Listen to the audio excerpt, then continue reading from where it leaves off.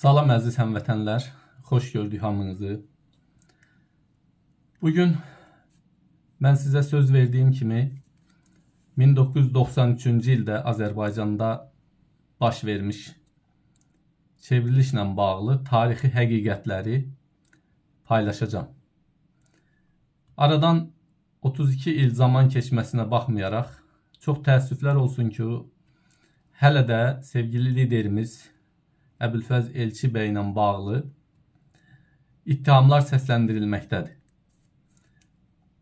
Əgər bu qədər müddət keçdikdən sonra hələ də bu gerçəklər tam olaraq ictimai rəy tərəfindən mənimsənilməyibsə və geniş xalq kütləsi bunu bilmirsə, hətta özünü ziyalı sayan bəzi dostlarımız da bu məsələdə səhv eləyirsə, deməli hələ deyilməli, paylaşılmalı çox bilgilər var, çox faktlar var.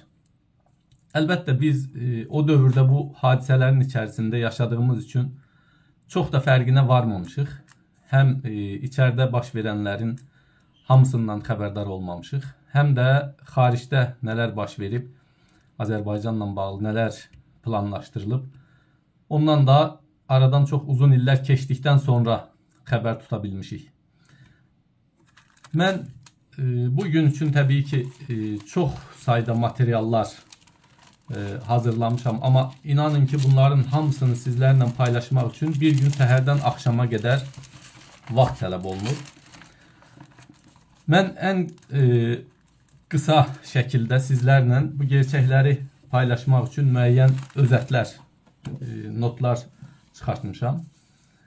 Və bunları çalışacağım ki, bu müddət ərzində, yəni çox uzun olmayan bir süre içərisində sizlərlə paylaşım. Əvvəlcə, burada ekranda tərs görünür, amma Cəmaətin ilk darbəsi deyilən bir kitab var əlimdə. İlhami Yanğın yazarının ismi. Bu kitab Türkiyədə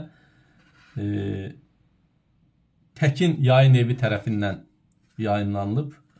Kurucusu Kemal Karatekin və bu kitab oxuyanda 2016-cı ildə birinci baskısı çapdan çıxıb bu kitabın və bu kitabı oxuyanda buradakı faktlar çox açıq şəkildə göstərir ki, bu kitab əsasən Türkiyənin Milli İstihbarat Təşkilatının bəlgələri əsasında yazılmış bir kitabdır və bu kitab tamamen başdan sona qədər Əbülfəz Elçi bəyin hakimiyyətdən devrilməsinə həsr olunmuş, yəni necə hakimiyyətdən devrilməsinə həsr olunmuş bir kitabdır.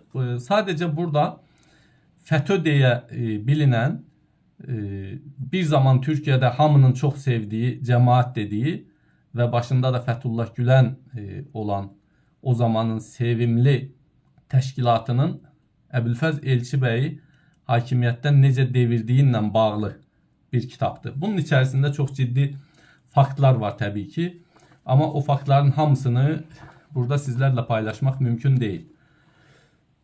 Ondan əlavə mənim 2 il araşdırmaya sərf elədiyim zaman nəticəsində ortaya çıxan 310 səhifəlik dirənişdən bağımsızlığa Əbülfəz Elçi bəy iqtidardan devrilmə səbəbləri və devirən güclər adlı araşdırmamda çox ciddi tarixi faktlar var və bunların hamısı tarixi faktdır. Mənim fikrimin məhsulları deyil. Yəni onu biləsiniz. İndi gələk qısaca olaraq Əbülfəz Elçi bəyin hakimiyyətə gəlmə ərəfəsindəki vəziyyətə. Xatırlayırsınız ki, 26 fevral 1992-də Xocalıda Rusların dəstəyi ilə ermənilər Azərbaycan türklərinə bir soyqırım yaptılar. Çox təəssüflər olsun ki, o dönəm Azərbaycan çox hazırlıqsız yaxalandı. Bu soyqırımın, Xocalıda yaşanan bu əsrin faciəsinin qarşısını ala bilmədi. Və Azərbaycan xalqı təbii ki, bundan çox ciddi şəkildə narahat oldu, qəzəbləndi haqlı olaraq. Mən bütün şəhidlərimizi saygı ilə, sevgi ilə yad eləyirəm. Məkanları cənnət olsun. Və 26 fevral Xocalı soyqırımından sonra Azərbaycan xalqının qəzəbinin qarşısında dayana bilməyən Ayaz Mütəllibov, o dönemin Respublika prezidenti Ayaz Mütəllibov 6 Mart tarixində istefa verdi. Və istefa verdikdən sonra da bilirsiniz ki, Ayaz Mütəllibov Moskvaya getdi. Və Ayaz Mütəllibovun yerinə Yaqub Məmmədov, Azərbaycan Tibb Universitetinin o zaman rektoru olan Yaqub Məmmədov vəkalətən seçildi və ondan qısa müddət sonra da Azərbaycanda prezident seçkilərinin keçirilməsi məsələsi gündəmə gətirildi. 25 Mart 1992-ci ildə Azərbaycan parlamentində seçkilərin keçirilməsi gündəm maddəsi olaraq parlament toplandı. Və burada Azərbaycan Xalq Cəbhəsini, o dövrün ən güclü təşkilatı olan Azərbaycan xalqının gerçək iradəsinin ifadəçisi olan Azərbaycan Xalq Cəbhəsinin lideri Əbülfəz Elçibəy iştirak elədi və Azərbaycan Xalq Cəbhəsini təmsilən həmin parlamentdə bir çıxış elədi. Dedi ki, biz Qarabağ məsələsini həll etmədən, demokratik təsisatları qurmadan prezident seçkilərini keçirərsək və dediyi cümlə eyni ilə bu şəkildə idi. Əgər siz bu məclisdə seçim qərarı qəbul eləyərsinizsə, 2 ay sonra seçəcəyiniz prezidenti 1 il sonra siz devirəcəksiniz. Əlini də parlamentə uzadaraq 1 il sonra siz devirəcəksiniz deyə bir çıxış elədi. Əbülfəz Elçibəy bu çıxışı eləyərkən təbii ki, həm mükəmməl bir tarixçi, həm mükəmməl bir stratejist, eyni zamanda siyasi tarixin gedişatını çox iyi, mükəmməl bilən bir uzman olaraq danışırdı. Təəssüflər olsun ki, Əbülfəz Elçibəyin həmin gün çıxışını diqqətə almayan parlament iyun ayının 7-sində seçki keçirtmək haqqında qərar qəbul elədi. Və bu reallıq qarşısında qalan Azərbaycan Xalq Cəbhəsi Ali Məclisi 9 aprel 1992-ci ildə toplandı və prezident seçkilərində iştirak etmək haqqında qərar qəbul etdi və doğal olaraq Azərbaycan Xalq Cəbhəsinin lideri Əbülfəz Elçibəyi Azərbaycan prezidentliyinə namizəd kimi irəli sürdü. Və 8 may 1992-də Azərbaycan prezidenti səlahiyyətlərini icra edən Yaqub Məmmədov İrandaykən Azərbaycanın göz bəbəyi, incisi Şuşa şəhəri yenə rusların dəstəyi ilə ermənilər tərəfindən işğal edildi. Bunun səbəbi nə idi? Ruslar ciddi şəkildə narahat olmuşdular ki, Azərbaycanda əgər seçkilər keçirilərsə, Azərbaycan Xalq Cəbhəsi o dönəm təbii ki, çox böyük gücdür və Azərbaycan Xalq Cəbhəsinin qarşısında başqa heç kimsənin bu seçkini qazanmaq, udmaq şansı yoxdur. Ona görə Ayaz Mütəllibovu təkrar hakimiyyətə gətirmək məqsədi ilə 8 may 1992-ci ildə ermənilərə verdikləri dəstəklə Şuşanı işğal elədilər. Və 14 mayda 1992-ci ildə Ayaz Mütəllibov təkrar Rusiya tərəfindən qeyri-qanuni olaraq hakimiyyətə gətirildi. Yəni bir çevriliş etdilər və bu Rusiyanın çevrilişi idi. Azərbaycan xalqının iradəsindən kənar bir şəkildə Ayaz Mütəllibov hakimiyyətə gətirildi. Təbii ki, Azərbaycan xalqı bunu qəbul edə bilməzdi. Yəni Moskvanın təkrar istədiyi kimi Azərbaycanda at oynatmasına, Xocalı soyqırımından sonra, xüsusilə 20 yanvar qətliamından sonra, ümumiyyətlə tariximizdə Rusiyanın yaptığı bu qədər acımasız bizə qarşı qətliamlar, soyqırımlar, repressiyalardan və vətənimizi paramparça etməsindən sonra Azərbaycan xalqının Rusiyanın bu hərəkətini qəbul etməsi mümkün değildi və Azərbaycan Xalq Cəbhəsi həmin gün toplandı. O hadisənin iştirakçıları yaxşı xatırlayırlar. Gecə səhərə qədər Azərbaycan Xalq Cəbhəsinin qarşısında xalq Azərbaycan Xalq Cəbhəsinin qərar verməsini gözlədi və 15 mayda nəhayət Azərbaycan Xalq Cəbhəsinin lideri Əbülfəz Elçibəy Azərbaycan xalqının iradəsini təmsilən Azərbaycan Xalq Cəbhəsinin qərarını açıqladı və parlamentə yürüyüş kararı verildi. Ve bilirsiniz ki həmin gün 15 may 1992-ci ildə Azərbaycan xalqının iradəsi qarşısında Rusiya və Rusiyanın Azərbaycandakı o zamanki nümayəndəsi Ayaz Mütəllibov duruş gətirə bilmədi və Azərbaycan xalqının iradəsi qalib gəldi. Rusiyanın yaptığı devrimə qarşı Azərbaycan xalqı öz iradəsini qoydu və qazandı. Yəni bu 15 mayı başqa cür təqdim edənlər birbaşa və dolayısıyla Rusiyanın agentləridir və Azərbaycan xalqına qarşı olan mövqelərini ortaya qoyurlar. Nəhayət 7 iyun 1992-ci il seçkilər keçirildi, bilirsiniz. Və Azərbaycanda ilk dəfə demokratik seçkilər keçirildi. Azərbaycan Xalq Cəbhəsinin Azərbaycan Bağımsızlıq Hərəkatının lideri Əbülfəz Elçi bəy demokratik bir şəkildə Azərbaycanın prezidenti seçildi. Həmin dövrü bir balaca gözümüzün önünə gətirək canlandıraq. Həmin dövrdə Azərbaycan Mərkəz Bankasının başkanı bir açıqlama yapmışdı. Azərbaycan mətbuatında da bu getmişdi və deyirdi ki 4 aydır heç bir maaş verilə bilmir və heç bir ödəmə yapıla bilmir. Çünki büdcəmizdə pul yoxdur. 2 milyard 700 milyon rubl əksiyimiz var. Bu Azərbaycanın həmin dövrdə iqtisadi olaraq hansı vəziyyətdə olduğunu ən net göstərən rəqəmdir. İkincisi, həmin dövrdə bir tərəfdə Qarabağda Azərbaycan xalqı müharibə şəraitində idi. Hətta Azərbaycanın Qarabağdan öz doğma torpaqlarından soydaşlarımız köçə məcbur edilirdi. Xocalı soyqırımından sonra təbii ki bir çox yerlərdə boşaldılırdı. Millət təlaş içində idi, qorxu içində idi. Eyni zamanda 1988-ci ildə qədim Türk yurdu olan Ermənistandakı son 500 min soydaşımız da oradan tamamilə qovulmuşdu və onlar da gəlmişdi Azərbaycanda yerləşməyə çalışırdılar. Onunla bağlı da çox ciddi problemlər var idi. Sovetlər dağılmışdı, SSR dağılmışdı. Yeni bir iqtisadi sistem qurmaq lazım idi, yeni bir siyasi sistem qurmaq lazım idi. Ümumiyyətlə hər şeyi sıfırdan yenidən qurmaq lazım idi və bunun üçün Azərbaycanın kifayət qədər milli kadrları yox idi, təəssüflər olsun ki.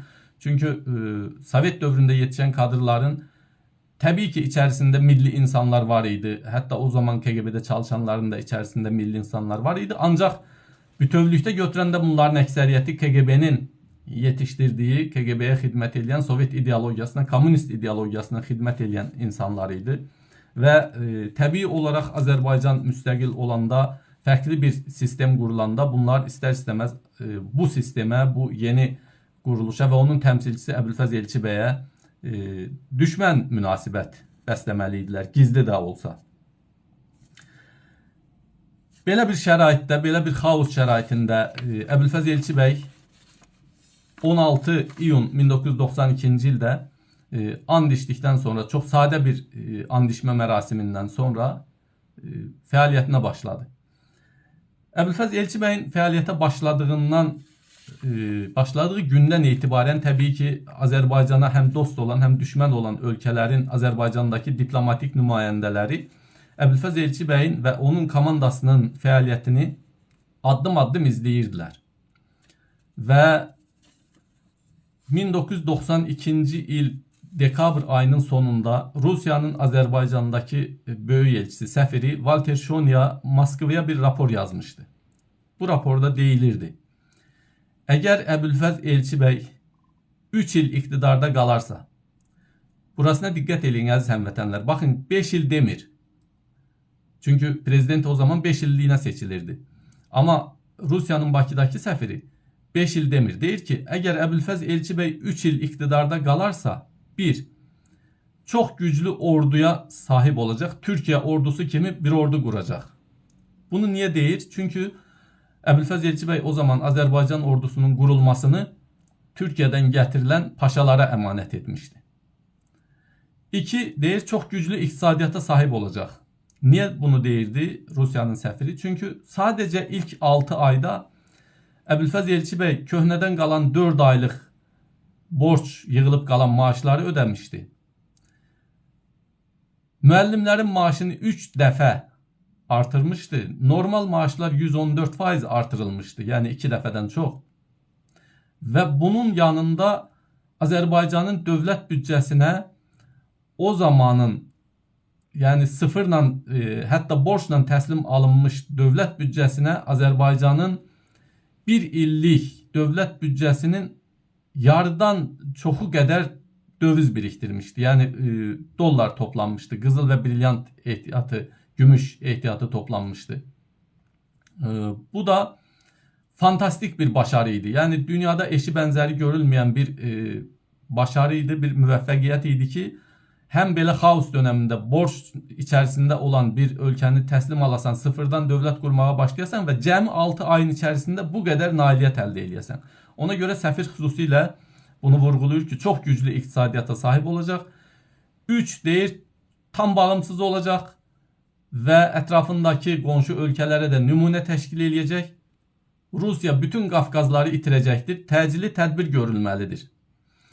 Əziz həmvətənlər, tək başına Rusya böyük elçisinin, Rusiyanın Bakıdakı səfiri Valter Shonyanın Moskvaya yazdığı bu rapor belə Azərbaycan prezidenti Əbülfəz Elçibəyin nə qədər başarılı olduğunun en güzel ispatıdır.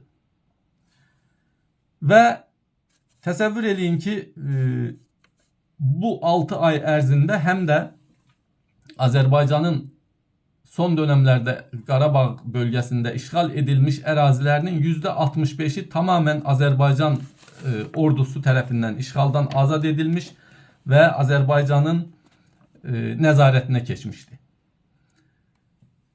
İndi əziz həmvətənlər, mən Rusiyanın Azərbaycan hakimiyyətinə münasibətini, daha doğrusu Əbülfəz Elçibəy ilə bağlı münasibətini sizlərlə paylaşdım. İndi gələk o dönem Azərbaycanda neftdən daha çox pay almaq istəyən British Petroleum BP şirkətinə. Deməli, mən bu araştırma sırasında bunları öğrenebildim. Tabii ki Əbülfəz Elçibəy devrildikdən və əbədiyyətə qovuşduqdan xeyli sonra məlum olur ki, Azərbaycanda Əbülfəz Elçibəyin devrilməsində İngiltərənin, Amerikanın və British Petroleum'un birbaşa iştirakı var. Bunu mən demirəm. Bunu o dönem British Petroleum'un BP'nin başkan yardımcısı olan Leslie Abrahams deyir ve onu mən olduğu kimi sizlərlə çatdırmaq istəyirəm, oxumaq istəyirəm. Deməli, 2010-cu ilin aprel ayında BP'nin Meksika körfəzindəki, Amerikanın Meksika körfəzindəki Deepwater Horizon petrol platformunda çox böyük bir faciə baş vermişdi.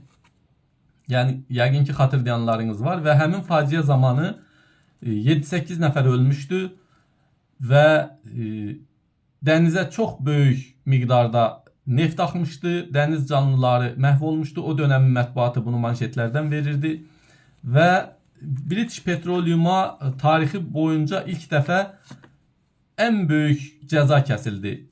8 milyard dolar ceza kesildi BP'ye bu hadiseden dolayı ve tabii ki daha sonra İngiltere'de bu facianın sebeplerini araştırmak Channel 4 televizyon kanalının ekibine, Greg Palas'ın rehberliğindeki ekibine havale edilir ki bu facianın sebeplerini araştırın ve Greg Palas da bu araştırma sırasında British Petroleum'un artık o dönem emekliye ayrılmış eski başkan yardımcısı, yani Elçibəy dönemindeki başkan yardımcısı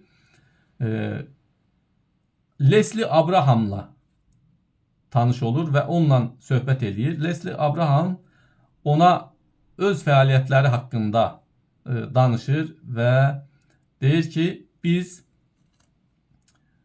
1992'de BP başkanı Lord Brown ve Başbakan Margaret Thatcher ile birlikte Bakıya uçtuk.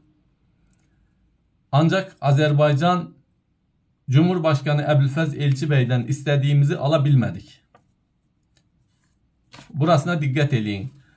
Hatırlayırsınızsa sentyabr ayının əvvəlində, birinci yarısında Margaret Thatcher Bakıya gelmişti ve Əbülfəz Elçibəydən daha çox neft payı almaq istəmişdi. Əbülfəz Elçibəy də ona belə cavab vermişdi ki, neft mənim şəxsi malım deyil. Bu Azərbaycan xalqının sərvətidir və sadəcə bugünkü nəslin sərvəti deyil, həm də gələcək nəsillərin sərvətidir. Bizim bu sərvəti heç kimsəyə peşkəş çəkməyə haqqımız yoxdur. Biz bu neftin sadəcə yarısını işləyəcəyik, satılacaq, bölüşəcəyik, amma geri qalan %50'si gələcək nəsillər üçün qorunub saxlanacaq. Bu Əbülfəz Elçibəyin prinsipial yanaşmasıydı və Greg Palas davam eləyir. Deyir ki, Leslie anlatır. ABD Mərkəzi Kəşfiyyat İdarəsi, bu Leslie Abrahams'ın ifadələridir. Amerika Birləşik Devlətləri Mərkəzi Kəşfiyyat İdarəsi, MI6 yəni İngiltərə kəşfiyyatı və British Petroleum xalq tərəfindən seçilmiş Cumhurbaşqanını British Petroleum'un mənfəətlərinə uymadığı üçün darbə ilə iqtidardan uzaqlaşdırdı. Elçibəyin yerinə iqtidara gələn Heydər Əliyev 4 ay sonra ihale yapmadan British Petroleum ilə Xəzər dənizindəki petrol yataqlarının işlənməsinə dair anlaşma imzaladı. Değerli həmvətənlər, bu tarixi faktdır və bu İngiltərə mətbuatında da yayınlanıb. Hətta bunu Yeni Musavat qəzeti də 2014-cü ildə yayınlamışdı bu faktı. Amma təəssüflər olsun ki, bizdə araştırmacı jurnalist sayısı çok az olduğu için bu cür çok önemli xaricdə yayınlanmış faktlar aradan çok uzun iller keçəndən sonra bizlərə gəlib çatır. İndi əziz həmvətənlər, deməli bu Əbülfəz Elçibəy Margaret Thatcher'ə yox cavabı verəndən sonra, yəni British Petroleum'a Azərbaycan neftini hədiyyə etmədikdən sonra, peşkəş çəkmədikdən sonra baş verən hadisələrin kronologiyasını əgər diqqətlə bilmiş olsanız, inanın ki, Əbülfəz Elçibəy ilə bağlı bugünə qədər hətta kimsə zərrə qədər bir şübhə olubsa içində çox böyük peşmançılıq hissi keçirər və özü Əbülfəz Elçibəyin ruhundan üzr istəyər. Sentyabrda deməli bu yox cavabı veriləndən sonra 24 oktyabr 1992-ci ildə Amerika Kongresi Azərbaycana yardımı qadağan edən 907 sayılı düzəldişi qəbul elədi, qərarı qəbul elədi. Düşünün, Amerika o dönem dünyanın demokratiya bayraktarı kimi bilinir və dünyanın en büyük demokratı olan o dönem için en səmimi demokratı olan Əbülfəz Elçibəy prezident olduğu halda Azərbaycanın prezidenti Amerika belə bir qərar qəbul eləyir. Təsəvvür edirsinizmi? Bunun Azərbaycanda, Azərbaycan xalqında qarşılığı, təpkisi, reaksiyası nə ola bilər? Və bu hadisələrdən sonra təbii ki oktyabr ayında, yəni Amerikanın bu cür qərar qəbul eləməsindən sonra Azərbaycanda Əbülfəz Elçibəyin hakimiyyətinin devrilməsinə qərar verildikdən sonraki Abraham Leslie'nin dediği kimi yaşanan şeyler tamamen təfərrüatdır. İndi İranın Əbülfəz Elçibəyin hakimiyyətdən devrilməsindən bağlı fəaliyyətini ayrıca detaylı izah eləməyə ehtiyac yoxdur. Çünki Əbülfəz Elçibəyin hakimiyyətdə olması İran üçün çox böyük təhlükə idi. Çünki Əbülfəz Elçibəy həm də bütöv Azərbaycançı və Turançı bir misyonun təmsilçisi olan prezident olduğu üçün İran həddindən artıq narahat idi və qorxurdu ki, Azərbaycan güclü bir dövlətə çevrilər. İranın içərisində yaşayan 40 milyon Azərbaycan türkü və 10 milyon da digər türklər bundan cəsarətlənərlər, ayağa qalxarlar. İran deyə bir dövlət qalmaz. Və başından etibarən İran da Əbülfəz Elçibəyin hakimiyyətdən getməsi məsələsində hər cür fəaliyyəti həyata keçirdi. Bir qalırdı Türkiyə Cumhuriyyəti dövləti. Yəni Əbülfəz Elçibəyin güvəndiyi bir tək Türkiyə Cumhuriyyəti dövləti qalırdı. Burada da o dönem parlamenter sistem olduğu üçün bütün səlahiyyətlər Baş nazir Süleyman Demirel'in əlindəydi.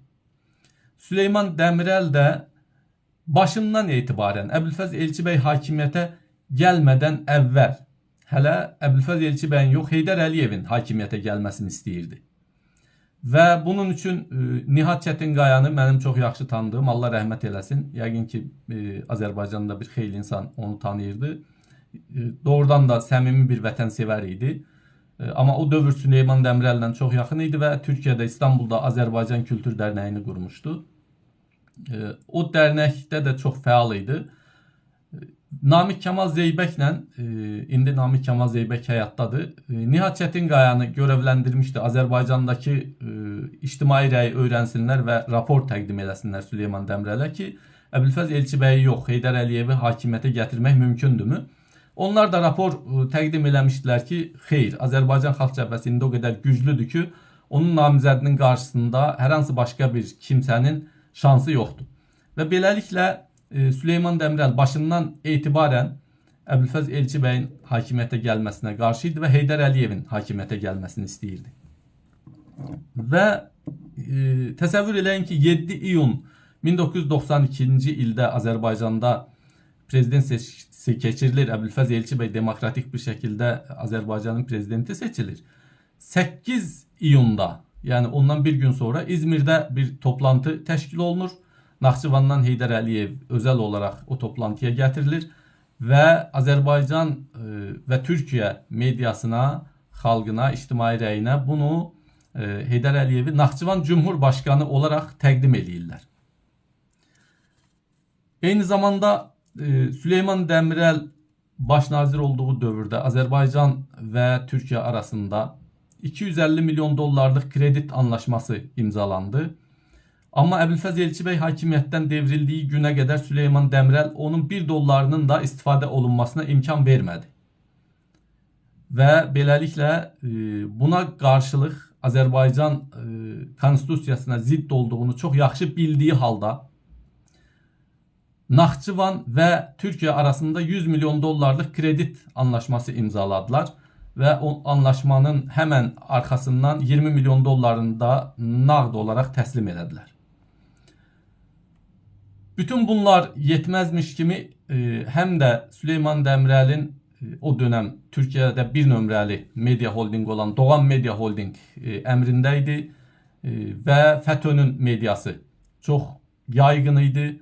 Bunlar Türkiye'nin ictimai rəyini müəyyən edirdilər. Xatırlayırsınızsa Türkiye'de Zaman qəzeti ayrıca Naxçıvana yardım kampanyası başlatmıştı. Bakın, Azərbaycana yardım kampanyası değil, Naxçıvana yardım kampanyası başlatmıştı və bu kampanya Türkiye'nin duygusal dönemlerine rast gelmişti. Herkes elinden gelen yardımı eləyirdi və çox böyük yardım konvoyları tırlarla Naxçıvana daxil olurdu və orada paylanan yardımlar birbaşa Zaman qəzetəsi vasitəsilə, o zaman Zaman qəzeti Azərbaycanda 20.000 tirajdan çap olunurdu və pulsuz dağıdılırdı əhaliyə. Və elə bir dönəm idi ki, Azərbaycanın Türkiyədən gələn bir oğru belə orada imam kimi qarşılanırdı. O qədər Türkiyəyə sevgi var idi. Və hər kəs də Zaman qəzetinin fəaliyyətini Türkiyə dövlətinin mövqeyi olaraq qəbul edirdi. Bu cür algılanırdı. Baxış o idi. Və təbii ki, bu yardım kampanyalarında boy-boy Heydər Əliyevin şəkilləri və Heydər Əliyev millətə bir gün düyü dağıdır, bir gün yarma dağıdır, bir gün ayaqqabı, bir gün geyim və bu şəkildə davam eləyir. Millət də Azərbaycanda belə bir fikrə gəldi ki, ya elə Heydər Əliyev hakimiyyətə gəlsə doğrudan da hər şey pulsuz olacaq, güllük gülistanlıq olacaq və biz yağbal içində üzəcəyik. Təbii ki, bu rəy öz başına formalaşmırdı. Bu rəyin formalaşmasında həm KGB-nin Azərbaycanda 200 minlik ordusu var idi. Bunu mən yenə bu araşdırma sırasında öyrəndim. Onun üçün də buradan adını çəkmədən Azərbaycanlı Moskvada yaşayan bir iş adamı dostumuza təşəkkür edirəm. Qafqazlardan məhsul olan KGB generalını aparıb yedirib içirdib. Təbii ki, indi artıq SSR dağıldığı üçün bu sir mahiyyəti daşımadığına görə bu general da bütün bilgiləri çox rahat bir şəkildə danışıb və o general Azərbaycanda 200 min agentlərinin olduğunu söyləyib. Mən Sülhəddin Əkbərdən Azərbaycan Milli İstihbarat Təşkilatının birinci yardımcısı olmuş Elçi bəy döneminde. Sülhəddin Əkbərdən soruşmuştum. Dedi ki resmi olarak 15.000 dosya var idi. Ama təxminlərimizə görə qeyri-rəsmi 35.000 KGB-yə işləyən var. Təsəvvür eləyin ki, ama Qafqazlardan məsul olan Rus general deyir ki 200.000'dir bunların sayı. Hətta bəlkə 200.000'dən də artıqdır. Yəni bu qədər böyük bir ordu Əbülfəz Elçi bəy hakimiyyətinin əleyhinə rəy formalaşdırmağa çalışırdı. Və işin acı tərəfi o idi ki, Əbülfəz Elçi bəyin başında söylədiyim, yəni bu qədər başarılı bir fəaliyyətinin nəticəsi Azərbaycan xalqına vaxtında əsla və əsla təbliğ olunmadı. Yəni Azərbaycan Dövlət Televiziyasında Əbülfəz Elçi bəy hakimiyyətinin başarıları, nailiyyətləri çatdırılmadı Azərbaycan xalqına. Azərbaycan xalqına tam tərsi ancaq və ancaq bu hakimiyyətin əleyhinə olan mövzular çatdırıldı və təbliğ olundu. İndi Əbülfəz Elçi bəyin hakimiyyətdən getmə məsələsi ilə bağlı o zaman çox böyük pullar xərclənib və bu pulların xərcləndiyini də daha sonra yenə British Petroleum'un başkan yardımcısı mediaya açıqlayıb çox böyük rüşvətlər dağıdıldığını və Azərbaycan məmurlarının özəl partilərə götürüldüyünü, qədəhi $500 olan viskilərə qonaq edildiyini söylüyor. Mən onların hamısını bu kitaba, bu tarixi faktların hamısını kitaba daxil eləmişəm. Təəssüflər olsun ki, kitabı çox kütləvi tirajla çap etdirmə imkanımız olmadığı üçün cəmi 3000-4000 tirajla çap olunub və dağıdılıb. Ancaq 3000-4000 tiraj çox azdır. Yəni indi bir anlığa gözünüzün önünə gətirin ki, Əbülfəz Elçi bəyin hakimiyyətdən getməsinə Amerika, İngiltərə, British Petroleum başlı başına dünyada bir imperatorluq idi, çox böyük bir güc idi. Bunlar qərar veriblər. İran buraya əlavə eləyin və bir də Türkiyəni əlavə eləyin. Türkiyədə sadəcə Turgut Özal, Allah rəhmət eləsin, Turgut Özal Əbülfəz Elçi bəyi dəstəkləyirdi. Onun da səbəbi o idi ki, Əbülfəz Elçi bəy Turgut Özala Türkiye bizim doğal Türk dünyasının doğal lideridir və sən də Türkiye'nin prezidenti olarak Türk dünyasının təbii liderisən. Bu misyonu üstüne götürməlisən və Türk dünyasının bir araya gəlməsinə sən öncülük eləməlisən. Yəni fikir olarak bu fikir təbii ki Əbülfəz Elçi bəyin idi və bu da Turgut Özal'ın çox xoşuna gəlmişdi və Turgut Özal da bunu məmnuniyyətlə qəbul eləmişdi. Xatırlayırsınızsa Turgut Özal aprel ayında bir Türk dünyası turuna çıktı. En son Azerbaycan'a geldi, Bakıya geldi ve ayın 15 Aprel'de Bakıya geldi. Aslında bir həftə qalacaqdı Bakıda. Yani Kəlbəcər işğal edildikten sonra aprel ayının əvvəlində o Kəlbəcərin işğal edilməsinin də təməlində məhz Əbülfəz Elçi bəyin hakimiyyətdən yıxılması dururdu ki, Əbülfəz Elçi bəy artıq qərar verilib hakimiyyətdən getməlidir. Kəlbəcər də işğal edildikten sonra çok rahat bir şekilde Əbülfəz Elçi bəyi hakimiyyətdən devirəcəklərini planlamıştılar. Burada sadece dediğim kimi Rusya ön planda görünürdü o dövrdə, ama ihaləni Rusya'ya vermiştiler. Yani Amerika, İngiltere perde arkasından məsələlərə finans dəstəyi verirdilər. Hər cür dəstəyi, ideoloji dəstəyi, istihbarat dəstəyini, informasiya dəstəyini verirdilər. Ruslar da ön planda bu projeni, bu proyekti həyata keçirməklə məşğul idilər. Və Turgut Özal Bakıda bir həftə qalacaqdı. Əbülfəz Elçi bəyə dəstək verirdi. Hakimiyyətdən devrilməsinin qarşısını almaq üçün çalışırdı. Baxmayaraq ki, əlində elə bir səlahiyyət yox idi. Simvolik olaraq Cumhurbaşkanı idi. O dövrki sistemdən dolayı Turgut Özal'ı zəhərlədilər və Turgut Özal Bakıda xəstələnən kimi Turgut Özal uçağa mindi, Türkiye'ye geldi ve 2 gün sonra rəhmətə getdi. Xatırlayırsınız, Əbülfəz Elçi bəyin mətbuat katibi hörmətli Arif Əliyevin müsahibəsi var və orada deyir ki, Turgut Özal'ın ölüm xəbərini Əbülfəz Elçi bəyə verəndə Əbülfəz Elçi bəy dedi ki, bizim belimiz qırıldı. Yəni sadəcə və sadəcə Əbülfəz Elçi bəyə və onun hakimiyyətdə qalmasına dəstək verən Turgut Özal da öldürüldükdən sonra Əbülfəz Elçi bəy tamamen təkləndi, tək qaldı və Kəlbəcər hadisəsindən dolayı Əbülfəz Elçibəyi devirə bilməyən bu koalisiya başqa bir proyekti həyata keçirməyə başladılar və Gəncədə bir hərbi birlik qurulduğu elan olundu. Bu qurucuların içərisində çox maraqlıdır ki, 2 nəfər Rus var və onların hamısının adı, familiyası, hamısı var. Sadəcə mən onların hamısını oxuyub sizlərin vaxtını çox almaq istəmirəm. Bunlar tarixdir və yazmışam, tarix olaraq yaxın siyasi tariximiz üçün tam aydınlıq gətirəcək bir kitabdır bu kitab. Orada hər şey var və Gəncədə hərbi birlik elan olunur.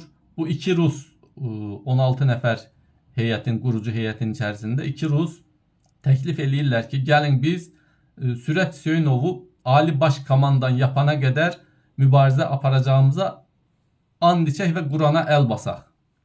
Burasına diqqət edin. Ruslar Qurana əl basaq deyə təklif edir. Çünki Azərbaycan xalqının həssas olduğunu Quran məsələsində gözəl bilirlər və təbii ki, onlar da mütləq və mütləq KGB-nin agentləri olublar və ya Rus hərbi kəşfiyyatının agentləri olublar. Bu həssasiyyəti bildikləri üçün belə bir təklif eləyiblər. Gəncədə iyun ayında deməli qiyam başladığı zaman mən indi özəlliklə sırf bu iyun ayında baş verən hadisələri sizlərlə paylaşmaq istəyirəm ki, çünki iyun ayında o qədər baş döndürücü dalbadal hadisələr baş verib ki,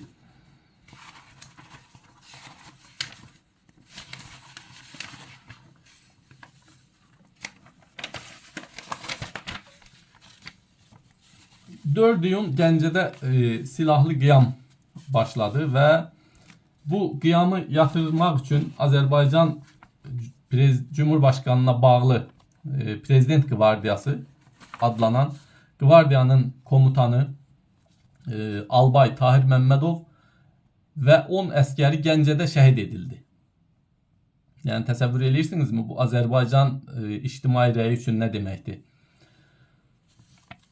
Bunun arkasından 6 iyunda bir grup ziyalı, yani Sovet ziyalısı Aksaqqal statusuyla Gəncəyə getdi.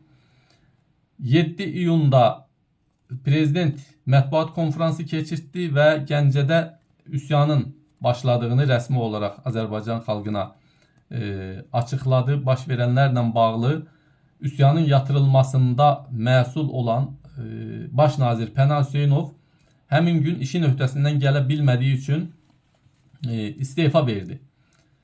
Və yenə həmin gün 7 iyun 1993'də prezident Genelkurmay Başkanını, Ali Baş Qərargah rəisini işdən azad elədi. 8 iyunda 1993'də o zaman üçün Azərbaycanda ana müxalifət partiyası olan və xeyli də güclü olan AMİP və 5 siyasi partiya birlikdə Milli Məclisin önünə toplaşaraq hökumətin istefasını tələb elədilər.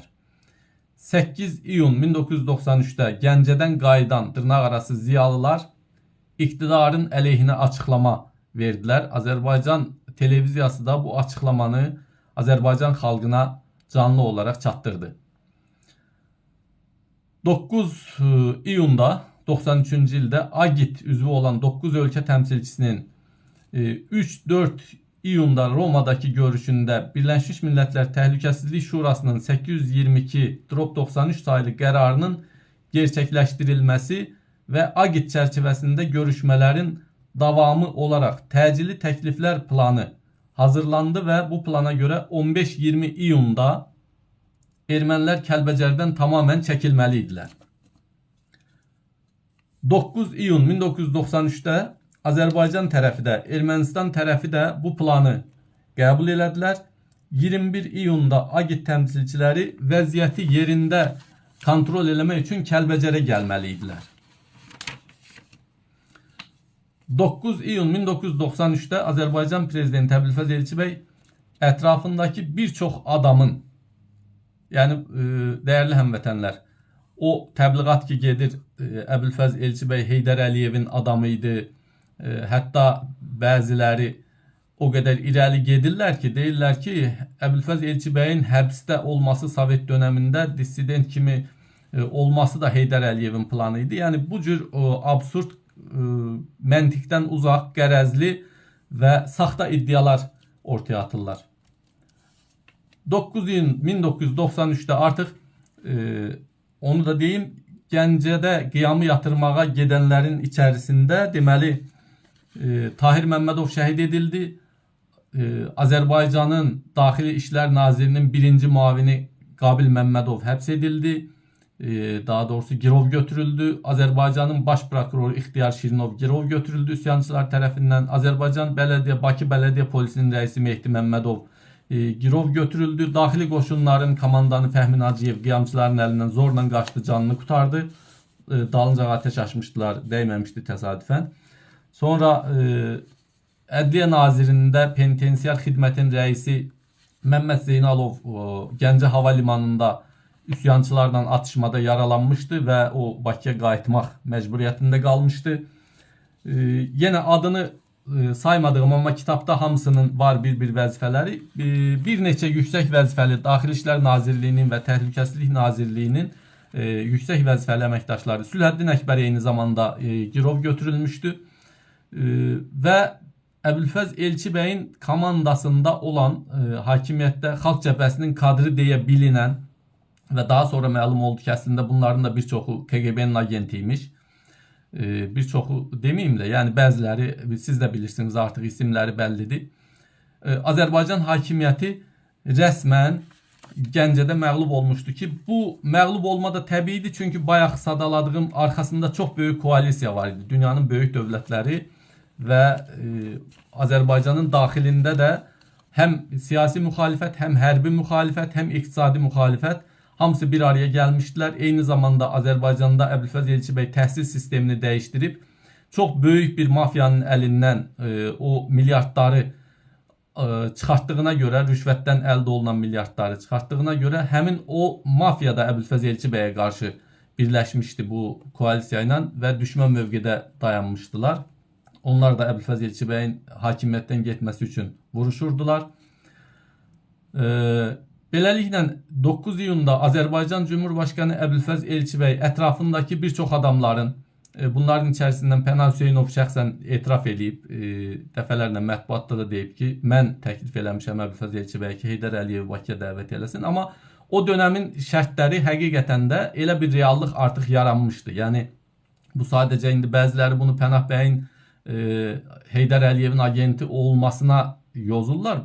O da qərəzli yozumdur. Çünki indi görəcəksiniz. Yəni bu sadalanan hadisələrdən və faktlardan sonra obyektiv olaraq düşünənlər hamısı təbii ki qəbul edəcəklər və görəcəklər ki, doğrudan da başqa yolu yox idi.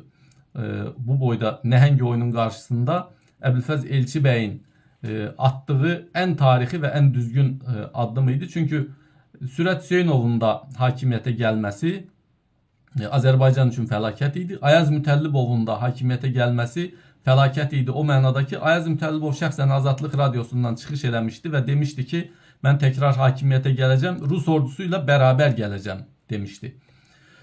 Və 9 iyunda Azərbaycan prezidenti Əbülfəz Elçibəy həm ətrafındakı adamların Heydər Əliyevi dəvət et təklifindən, təzyiqindən sonra Ankara'dan Alparslan Türkeşi, milliyetçi camianın lideri və çox Türk dünyasında sevilen, bilinen şəxsiyyət, böyük lider Alparslan Türkeşi arayır, zəng eləyir. Deyir ki, siz bir təcrübəli dövlət adamı olaraq belə bir vəziyyətdə nə məsləhət görərsiniz, nə cür hərəkət eləmək lazımdır? O da deyir ki, Süleyman Dəmrəli ara, baş nazir Süleyman Dəmrəli. Süleyman Dəmrəl nə məsləhət görsə, sən onun məsləhətlərini dinlə.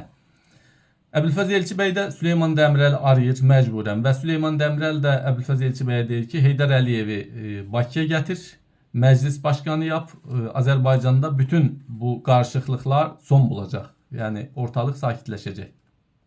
Və 9 iyunda Heydər Əliyev şəxsən Azərbaycan Cumhurbaşkanı Əbülfəz Elçibəy tərəfindən Bakıya dəvət olunur ve Bakıya gelir. Heydər Əliyev Bakıda ilk olarak Amerika'nın ve Fransa'nın nümayəndələri ilə görüşür. 10 iyun 93'te Mətləb Mütəllimovun başçılığında bir grup deputat Gəncəyə getdilər ve 11 iyunda üsyançılar Yevlax şəhərini də ələ keçirtdilər. 12 iyunda British Petroleum'un nümayəndələrindən birisi Heydər Əliyevlə görüşdükdən sonra açıklama verdi ki, Əbülfəz Elçibəyin iyun ayının sonuna İngiltere'ye nəzərdə tutulan görüşü baş tutmayacaqdır. Səfəri baş tutmayacaqdır. Ve bunu Sabit Bağırova bildirdi. 13 iyun 1993'te İsa Peyğəmbər Milli Məclis Başkanlığından Əbülfəz Elçibəyin də məsləhətinlə istefa verdi. Çünkü dediğim kimi, yani Süleyman Demirel'in de şərti oydu. Heydər Əliyevin özünün də şərti oydu ki, ancaq və ancaq məclis başkanı olmağı qəbul edirdi.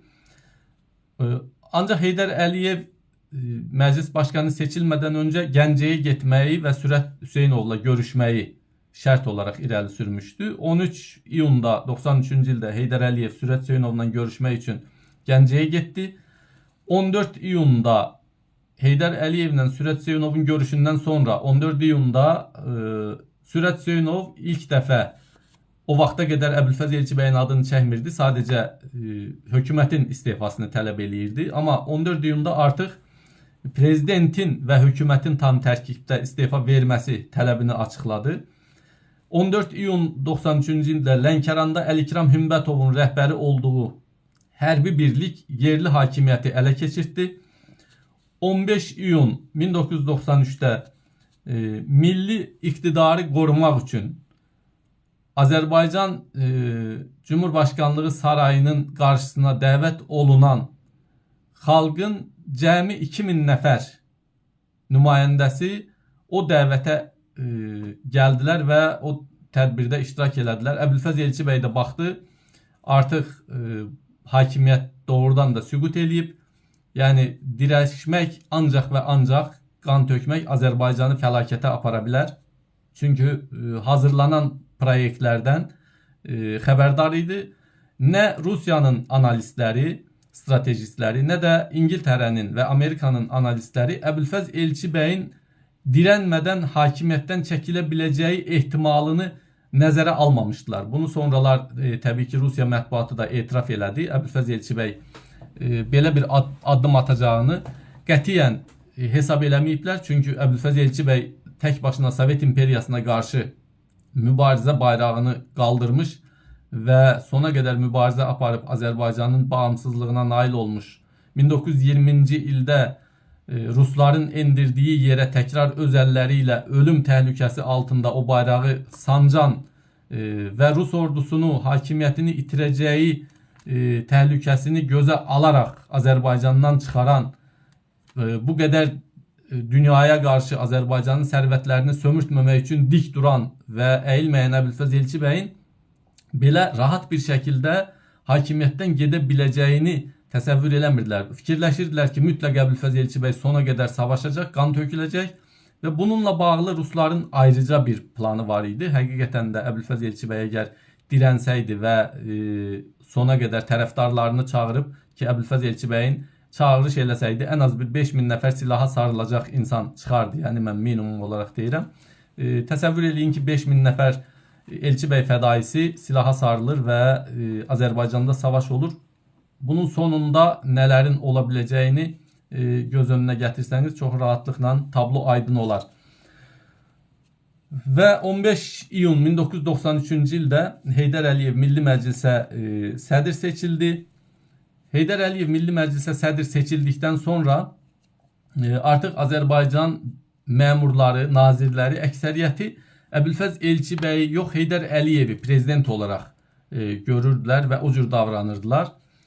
16 iyun 1993-cü ildə də Müdafiə Nazirliyinin yüksək rütbəli zabitlərinin bir ortaq açıqlaması oldu mətbuata və dedilər ki, bu hadisə siyasi hadisədir, biz siyasi hadisələrə qarışmırıq. siyasi hadisələrdən kənar dururuq. Beləliklə son silah olan Müdafiə Nazirliyi də Əbülfəz Elçibəyi meydanda tək qoydu. Nəsimi rayonu həmin günlərdə 15 iyunda Nəsimi rayon Xalq Cəbhəsinin şöbəsinə əl qumbarası atılmışdı. Xoşbəxtlikdən orada ölən olmamışdı. Yəni o otaqda adam yox idi. 16 iyunda 1993-cü ildə Kürdəmir də üsyançıların nəzarətinə keçdi. 17 iyunda axşama doğru Əbülfəz Elçibəy ana müxalifət lideri olan o dönəm üçün Etibar Məmmədov, Məclis Başkanı Heydər Əliyev və Başbakan Yardımcısı Rəsul Quliyevi qəbul elədi. Bu görüşmənin səs kasetini Milli Təhlükəsizlik Naziri o zaman Fəxrəddin Təhməzovun Sürət Hüseynova göndərdiyini təcili olaraq sonralar Nemət Pənahov mətbuata açıqladı. 17 iyun 93-cü ildə üsyançı Sürət Hüseynov əgər prezident istefa verməzsə əskərləri ilə bərabər Bakıya gələcəyini açıqladı və bu ərəfədə həm də Heydər Əliyev və ətrafındakılar da Əbülfəz Elçibəyin istefa verməzsə Bakıda doğrudan da vəziyyətin çox pis olacağını söyləyirdilər, təlqin eləyirdilər və Göyçayda da Allah rəhmət eləsin Göyçay İcra Hakimiyyətinin müavini İkram Zeynalov o zaman üsyançılar tərəfindən şəhid edildi. O üsyançılara dirəndiyi üçün özü də nişanlıydı. Bir gün sonra toy olacaqdı. Beləliklə 17-si iyun gecə Əbülfəz Elçibəy Bakıyı tərk edərək Kələki kəndinə getdi. Əziz həmvətənlər, Əbülfəz Elçibəy Kələkiyə getməklə əslində Azərbaycanı gerçəkdən də çox böyük bir fəlakətdən, vətəndaş müharibəsindən, qarışıqlıqdan, qandan qadadan xilas eləmiş oldu.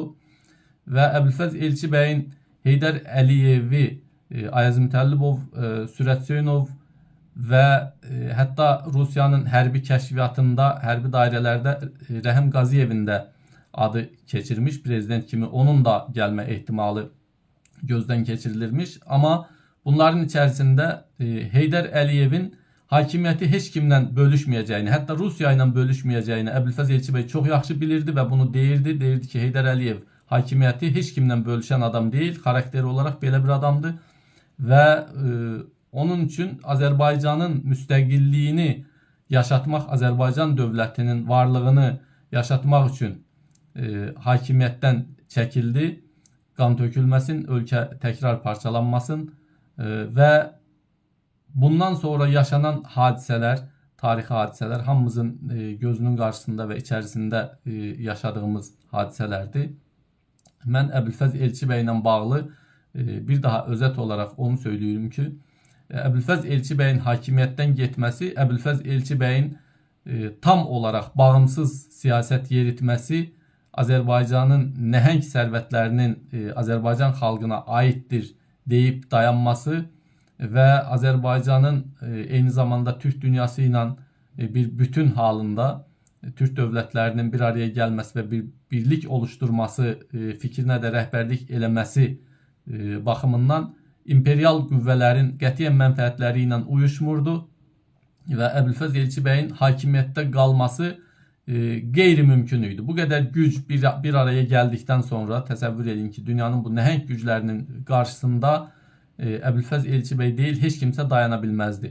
Əbülfəz Elçibəy bir il içərisində hakimiyyətdən getdikdə Azərbaycanın dövlət büdcəsində 210 milyon dollar ehtiyatımız var idi. O dönəm üçün bu çox böyük rəqəm idi və bir daha deyirəm ki, Əbülfəz Elçibəyin sadəcə bir il içərisində gördüyü işlər, onun da ayrıca statistikasını çıxartmışam. Bir verilişimizdə də mütləq o bir ildə görülən işləri sizlə paylaşacağım. Bir daha Azərbaycan Cumhuriyyətinin qurucu lideri Məmməd Əmin Rəsulzadə Azərbaycanın təkrar bərpasına nail olmuş sevgili liderimiz Əbülfəz Elçibəy başda olmaqla Azərbaycan uğrunda həyatını fəda eləyən bütün şəhidlərimizi, bütün böyüklərimizi saygıyla, sevgiyle, rəhmətlə anıram. Məkanları cənnət olsun. Yolumuz onların yoludur. Azərbaycanın İnşallah mütləq və mütləq Əbülfəz Elçibəyin dediyi kimi bir gün güneyi də azad olacaq. Bütöv Azərbaycan da mütləq qurulacaq və Azərbaycanda Əbülfəz Elçibəyin Qarabağın azadlığı məsələsi ilə bağlı Türkiyənin güclənməsi və Azərbaycanın Türkiyə ilə bərabər hərəkət etməsi, eyni zamanda Güney Azərbaycanın fəallaşması Qarabağın azadlığına gətirib çıxaracaq dediyi fikirlər də öz təsdiqini tapdı. Bugün sevindirici hal odur ki, artıq Azərbaycanın Qarabağ bölgəsi də tamamən yadelli işğalçılardan təmizlənibdir. Mən bir daha şəhidlərimizə minnət borcumu ifadə edirəm və Azərbaycanın mütləq və mütləq bir gün tam mənada Əbülfəz Elçibəyin dediyi kimi Dərbənddən Həmədana, Xəzərdən Göyçəgölə bütöv Azərbaycanın o üç rəngli bayrağımız altında birləşəcəyinə və dünyanın nəhəng dövlətləri demokratik sivil dövlətləri arasında öz yerini alacağına, öz layiqli yerini alacağına zərrə qədər şübhəm yoxdur. Bu yolda mübarizə aparan, mücadilə edən bütün əqidə qardaşlarıma can sağlığı arzulayıram. Sağ olun, var olun, Allah'a əmanət olun. Görüşmək üzərə.